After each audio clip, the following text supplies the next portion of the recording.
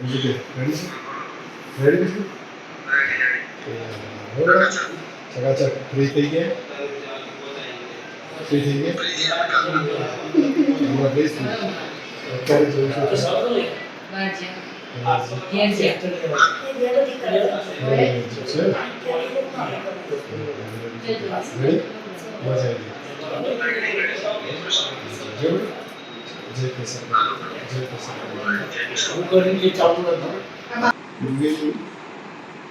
એક પપ્પાને 50 run dedicate કર્યા હતા. ખરેખર મારા માટે ગર્વની વાત છે.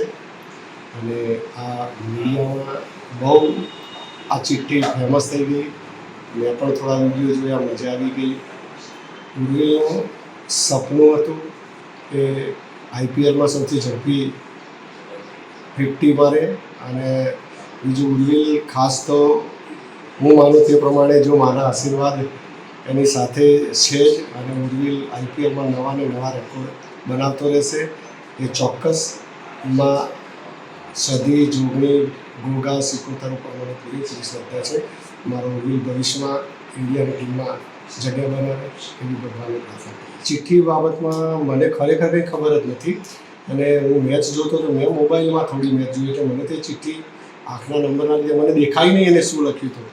અને ઉર્વિલની બહેને એવું કહ્યું કે પપ્પા તમારા નામનો ઉલ્લેખ ભૈયાએ કર્યો છે અને એ જે માને છે ભગવાનમાં, જે આશીર્વાદ એના મળ્યા છે, જે માતાજીમાં ભગવાનમાં જે શ્રદ્ધા રાખે છે એના નામ લખ્યા છે. ખૂબ આનંદ થયો કે એક આ સંસ્કાર બતાવે છે.